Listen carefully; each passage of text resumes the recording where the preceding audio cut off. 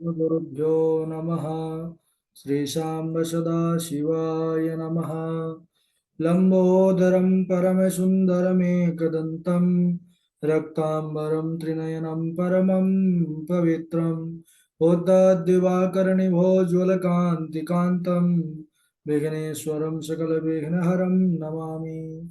नमः परमहंसास्वादितचरणकमलचिन्मकरन्दाय भक्तजनमानसनिवासाय श्रीरामचन्द्राय कृष्णत्वदीयपदपङ्कजपञ्जरान्ते अद्यैव मे विशतु मानसराजहंसः प्राणप्रयाणसमये कफवात पित्तैः कण्ठावरोधनविधौ स्मरणं कुतस्ते ध्याये नित्यं महेशं रजतगिरिनिभं चारुचन्द्रावतंसं रत्नाकल्पोज्ज्वलाङ्गं परशुमृगवरा वेतिहस्तं प्रसन्नम् पद्मासीनं समन्तास्तुतमरगणैर्व्याघ्रकृत्यं वसानं विश्वाद्यं विश्वबीजं निखिलभयहरं पञ्चवक्त्रं त्रिनेत्रं करचरणकृतं वा कायजं कर्मजं वा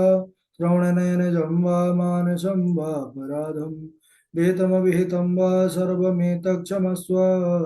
जय जय करुणाभे श्री महादेव शंभो। श्रीलक्ष्मीनाथ समारंभं नाथयामुनिमध्यमाम् अस्मदाचार्यपर्यन्तां वन्दे श्रीगुरुपरम्पराम्।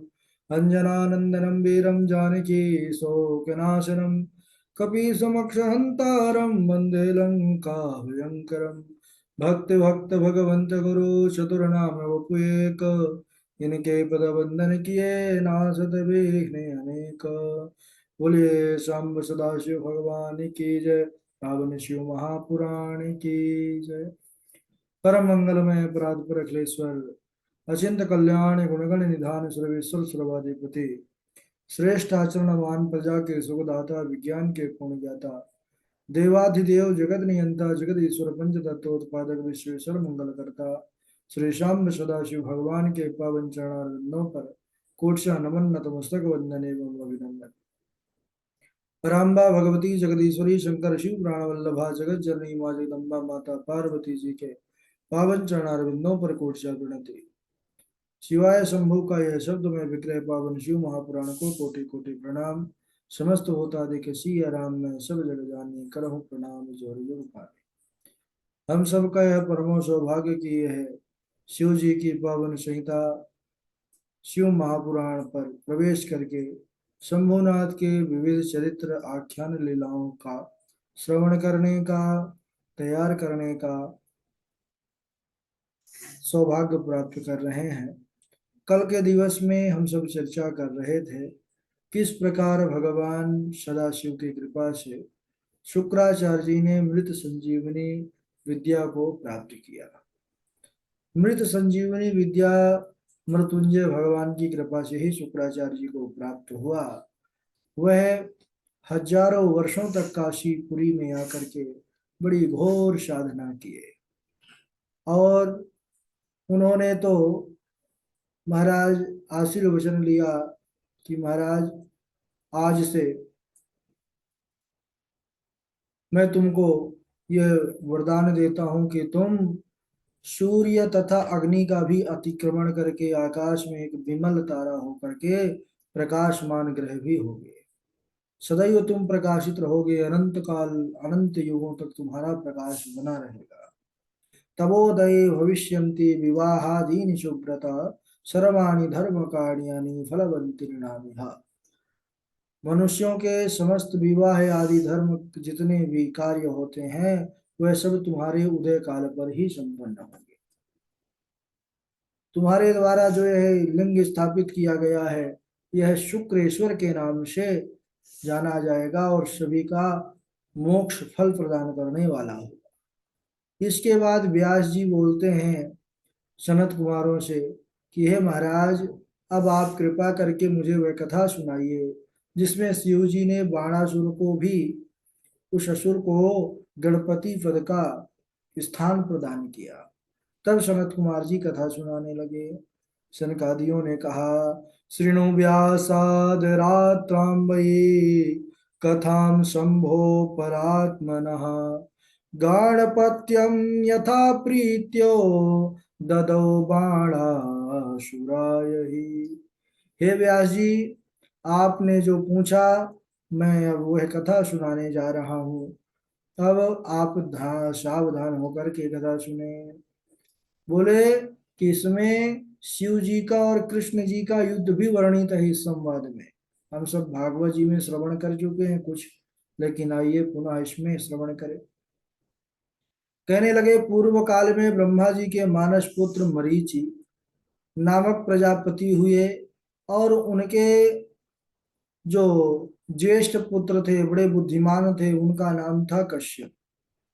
और कश्यप ऋषि जो इस सृष्टि के प्रवर्तक कहे गए हैं, क्योंकि हम सब कश्यप ऋषि की ही संतानें हैं। कश्यप मुनि की 13 पत्नियां थी, जिससे सभी देवता ऋषि मनुष्यों की जितनी भी बड़ी सृष्टि हुई महाराज जीव जगत की। तो जो दिति उसके दैत्य हुए, अदिति के देवता हुए। महाराज कहने लगे, दिति से महान दो राक्षस उत्पन्न हुए थे, हिरण्याक्ष और हिरण्यकशिपु। तो हिरण्याक्ष को भगवान ने वाराह रूप धारण करके वध किया, छोटा भाई था। हिरण्यकशिपु के 4 पुत्र हुए, जिनमें से नाम था ह्लाद, अनुह्लाद, प्रहलाद, प्रहलाद। प्रहलाद सबसे छोटे थे, लेकिन गुणों में सर्वश्रेष्ठ थे और विष्णु भक्त थे। और इन्हीं प्रहलाद के पुत्र विरोचन हुए, जो दानियों में बड़े श्रेष्ठ थे महाराज। इन्हीं विरोचन महाराज से एक बार ब्राह्मण रूपी इंद्र ने इनसे उनके स्वर का दान मांगा था, और उन्होंने एक ही झटके पर अपना जीवन समर्पित कर दिया। और उसी बाणासुर के पुत्र, तस्य पुत्रो बलिश्चासीन महादानी शिव प्रिय येन वामन रूपाय हरे दाई मेदिनी। उन्हीं के पुत्र हुए विरोचन के बलि, महादानी कहलाए। क्यों? क्योंकि इन्होंने भगवान को पूरे पृथ्वी का दान किया था। 3 पग भूमि देने का संकल्प किया, जिसमें वामनावतार लेकर प्रभु विराट स्वरूप में आकर 2 पग में ही संपूर्ण पृथ्वी को इन्होंने नाप लिया था। कहते हैं कि उन्हीं बलि का औरस पुत्र बाणासुर हुआ, जो बहुत बड़ा शिव भक्त भी था। दैत्यराज बाणासुर अपने बल से तीनों लोकों को जीत लिया, और सभी तीनों लोकों में राज्य करने लगा। वाह भाई! एक समय उस महादैत्य ने क्या किया कि अपनी 1000 भुजा, उसकी 1000 भुजाएं थी, 1000 भुजाओं में अनेक प्रकार के बाजे लेकर के वाद्य यंत्र, ऐसा सुंदर संगीत बजाया। शिव जी तांडव कर रहे थे, नृत्य। और इतने प्रसन्न हो गए, बोले वरदान मांगो भाई। इतने बढ़िया बढ़िया जो है तुम स्वर लगा रहे थे, कभी महाराज पखावज में सुंदर, कभी मृदंग, कभी तबला, कभी ढोलक, कभी वीणा, कभी तानपुरा। 1000 हाथ थे, 500 वाद्य यंत्र एक साथ लेकर के इतना बढ़िया बढ़िया संगीत हुआ कि भोले बाबा आज प्रसन्न हो गए। बोले वरदान मांगो, जो चाहोगे आज वही दूंगा। उन्होंने कहा ठीक है महाराज, अगर आप यही कह रहे हैं तो हमारे नगर के रक्षक हो जाइए। भोले बाबा ने कहा ठीक है, चलो यही सेवा तुम दे रहे हो तो ठीक है, यही करेंगे। उस दिन से भगवान शिव वही निवास करने लगे। एक दिन बाणासुर मतवाला होकर के भगवान शंकर के ही पास आया, कहने लगा महादेव, तीनों लोकों में तो मुझसे युद्ध करने के लिए सामने कोई आने वाला नहीं है, आता ही नहीं है, डर रहे हैं सब। आइए आप ही दो दो हाथ कीजिए। तब महादेव क्रोधित हो गए, बोले अरे दुष्ट, तू अहंकारी इतना बड़ा हो गया कि हमसे ही युद्ध करने लगा, हमसे ही वरदान प्राप्त करके। रुक, तू थोड़ा धैर्य धारण कर, तेरे मान का मर्दन करने वाला योद्धा जल्द ही तेरे नगर पर आएगा। जिस दिन यह तेरे नगर की ध्वजा टूट करके गिर जाए धरती पर, समझ जाना वह योद्धा आ चुका है। इधर राजकुमारी उषा के स्वप्न में अनिरुद्ध आते हैं, स्वप्न आते हैं। और अनिरुद्ध स्वप्न में आए, और जब अनिरुद्ध को उषा ने देखा तो देखते ही उनसे प्रेम कर बैठी। चित्रलेखा उसकी सखी थी। चित्रलेखा के माध्यम से पता चला कि ये भगवान के द्वारिका के हैं और अनिरुद्ध नाम है इनका। तो वह महाराज अनिरुद्ध को रातों रात द्वारिका से उठा लाए। दोनों प्रेम पूर्वक रहने लगे। अब इधर कुछ दिन बाद पता चला बाणासुर को द्वारपालों के माध्यम से, तो अनिरुद्ध को बंदी बना लिया और जेल में डाल दिया। जब नारद जी के द्वारा भगवान द्वारिकाधीश को यह पता चला कि जेल में बंद है, तो 12 क्षौणी सेना लेकर के बाणासुर की नगरी को घेर लिया द्वारिकाधीश ने। बाणासुर युद्ध करने आया, बड़ा भीषण युद्ध हुआ भगवान श्री कृष्ण का, और अनेक प्रकार के एक दूसरे पर शक्ति चलाए महाराज। भगवान श्री कृष्ण ने जब वरुण देवता संबंधी अपने शीतल नामक ज्वर को छोड़ा, वह ज्वर 10 दिशाओं को जलाता हुआ शिव जी के समीप गया। शिव जी ने अपना ज्वर छोड़ दिया। माहेश्वरो वैष्णवश्च युधाते ज्वराभुभौ। दोनों ज्वर, दोनों शक्ति आपस में लड़ने लग गए। उस समय महाराज शिव ज्वर तथा विष्णु ज्वर आपस में युद्ध करने लगे। तब विष्णु ज्वर शिव जी की स्तुति की, शिव जी ने उसे छोड़ दिया। यह देख करके कृष्ण जी बड़े विस्मित हुए। उन्होंने कहा कि हे महादेव, मैं तो आपकी ही प्रेरणा से इस अभिमानी बाणासुर को, इसका अभिमान नष्ट करने आया था, मान मर्दन करने आया था, इसके भुजाओं को काटने आया था। आप संग्राम से लौट जाइए, मुझे इसके मान का मर्दन करने दीजिए। महादेव बोले, मैं भक्तों के अधीन हूं, मैं ऐसे नहीं भाग जाऊंगा, क्योंकि मैं भाई नगर का रक्षक हूं। तो बोले, तुम मुझ पर जिम्भास्त्र का प्रयोग करो, जिम्भरण अस्त्र, जिससे जम्हाई आने लगे। और वैसा ही किया प्रभु ने। द्वारिकाधीश ने, भगवान जम्हाने लगे बार बार, और युद्ध से विरत हो गए शंकर जी। और इधर भगवान अवसर पाकर चक्र सुदर्शन से बाणासुर की भुजाओं को काटना प्रारंभ कर दिया। बाणासुर जब देखा कि भुजाएं कट रही हैं, आर्त भाव से शिव जी को पुकारा, रक्षा करो महादेव। अब तब महादेव ने कहा कि हे भगवान, बाणासुर चेला है, इसको प्राण इसके दान दे दीजिए। उन्होंने कहा कि अरे महाराज, हम इसको मारेंगे नहीं, क्योंकि हमने बहुत पहले प्रहलाद जी को कहा था कि आपके वंश में होने वाले किसी भी असुर को मैं नहीं मारूंगा। तो मैंने इसके अभिमान रूपी भुजाओं को काटा है, 4 भुजा हो गई, अब यह भक्त बन गया। इसके बाद बाणासुर बड़े प्रेम के साथ भगवान कृष्ण के जो अनिरुद्ध, उनके साथ बड़ा सुंदर विवाह हुआ। पोते लगते हैं, प्रद्युम्न के लड़के हैं। इतना सुंदर विवाह हुआ, सभी द्वारिकावासी प्रसन्न हुए और शीघ्र ही द्वारिका लौट गई बारात। इसके बाद बाणासुर अपने अज्ञान को याद करके बड़ा दुखी हुआ, शिव जी के स्थान पर जाकर रोने लगा। उसने कहा, महाराज, मैं आपसे ही बताइए युद्ध करने को कहा, मुझसे तो बड़ा अपराध हुआ। आप तो मेरे स्वामी हैं, मेरे इष्ट हैं।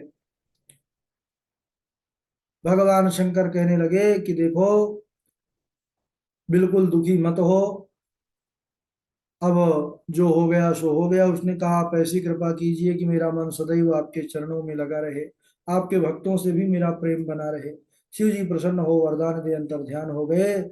शिव जी के प्रसाद से बाणासुर ने महाकाल तत्व प्राप्त कर लिया। भगवान शिव का ही सानिध्य उसने प्राप्त किया। इसके बाद सनत कुमार जी बड़ी सुंदर एक और कथा सुनाते हैं व्यास जी महाराज के माध्यम से। गजासुर, यह भी एक असुर है, लेकिन यह असुर होकर के भी इतना बड़ा सौभाग्य प्राप्त किया कि बड़े बड़े सिद्धों के लिए भी, बड़े बड़े तपस्वियों के लिए भी वह दुर्लभ है। बड़ी सुंदर कथा है। सनत कुमार जी बोले कि शृणु व्यास महाप्रेमणा चरितम शशि मौलिनः यदावधि त्रिशूलेन दानवेंद्रम गजासुरम। हे व्यास जी, अब आप, व्यास जी कहते हैं कि हे सनकादि कुमारों, अब आप वह कथा सुनाइए शशि मौलिनः, बोले चंद्रमा को धारण करने वाले त्रिपुरारी भगवान महादेव की, जिसमें उन्होंने गजासुर को भी सुंदर कल्याण पद की प्राप्ति की। बोले ठीक है। उन्होंने कहा कि किस प्रकार गजासुर को उन्होंने त्रिशूल से मारा, यह सब आप सुनाइए। कहने लगे देवताओं के हितार्थ देवी ने महिषासुर को मारा था। देवी ने महिषासुर को भस्म किया था, आप लोग अब जानते हैं। दुर्गा नवरात्रि में आता है तो जो असुर रहता है ना, वो जिस पर त्रिशूल वेंधती है देवी, वो महिषासुर ही होता है।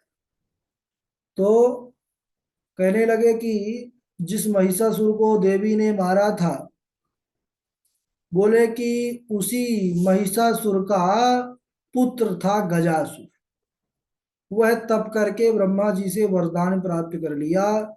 इस प्रकार ब्रह्मा जी से वर प्राप्त करके स्थान को चलाया, और तीनों दिशाओं पर वह भी अपना डंका बजाने लगा। सभी को उसने जीत लिया। असुर तो थे ही, असुर था ही तो मनुष्य इंद्रादिक देवता गंधर्व सबको उसने अपने वश में कर लिया है। पृथ्वी पर जितने तपस्वी ब्राह्मण थे, महिषासुर का जो वह पुत्र था, सब उनको सताने लग गया। यही गड़बड़ी यहाँ से प्रारंभ हुई, क्योंकि सताना नहीं चाहिए, शक्ति का दुरुपयोग नहीं करना चाहिए। यह शक्ति परेशान परिपीड़नाय, सुक्ति को चरितार्थ करने लगा।